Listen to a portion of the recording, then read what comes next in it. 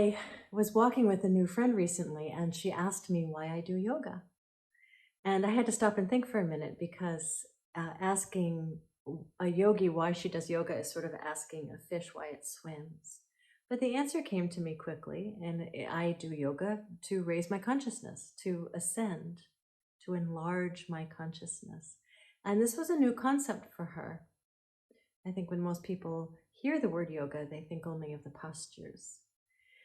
The postures are very nice, but they exist to make the body fit.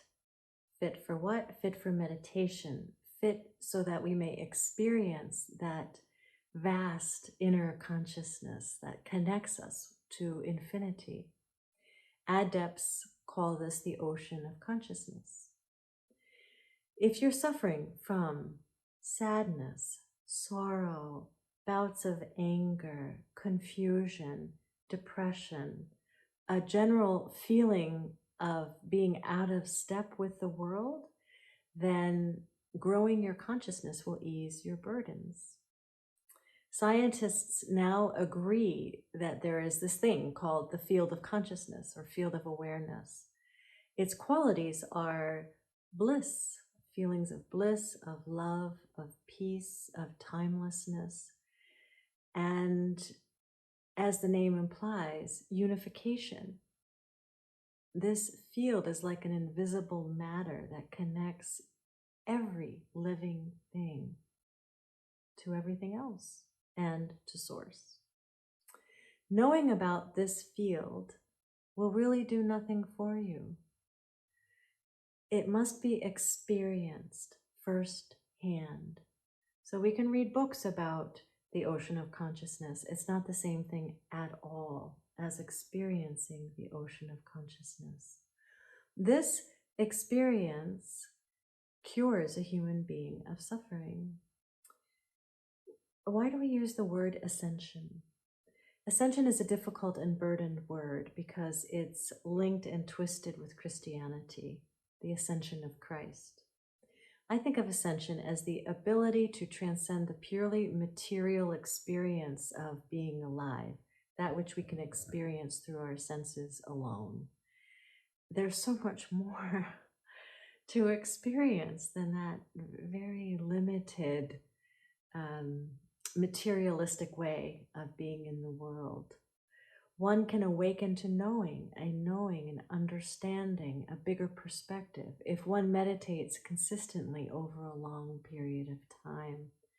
And it's never too late to begin meditation. The filmmaker David Lynch uses a wonderful image to explain this. He says, if you wake up with a golf ball-sized consciousness, you will have a golf ball-sized understanding of your world and yourself. But if you wake up with an ocean-sized consciousness, then you will have an oceanic understanding of yourself and the world. This field of awareness is activated or energized by our own awareness. So our attention really, really matters. Going within is just that.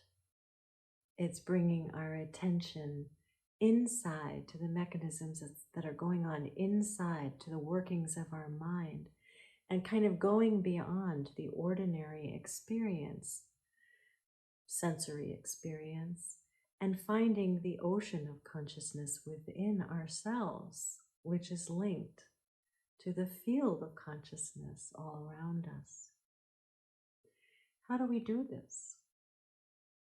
We acknowledge our own suffering to start, and that of others. It's important to know where we are and what our obstacles are, and it gives us some kind of determination, something to push against, something to overcome. In the Bhagavad Gita, it's described as unplugging from pain. There are methods to unplug from pain. We clear our bodies and our minds of obstructions and distortions. This is the second thing we do. Think of a dirty, smudgy pair of eyeglasses that just are distorting our vision. What do? We lift up the hem of our shirt and clean off the smudges, right? So that we can have clear vision. Awaken our sensory experience to enliven it and clear away the physical and psychic phlegm in the body. Practice the physical postures to clear the pathways, and so that flow may happen. And we practice mantra to liberate the mind. Breathing exercises awaken us to the energy inside and unify the life force with the body and the mind. This is coalescence.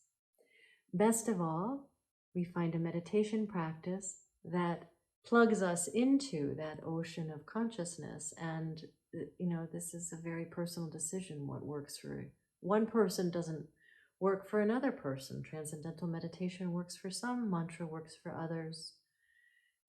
You will find the right meditation practice for you. You'll know it when you feel it.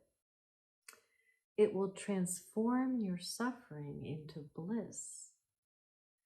Meditate consistently and over a long period of time, and that ocean of consciousness will become the place that you come from. And others will see it within you.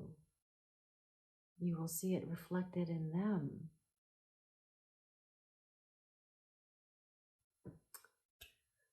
Namaste.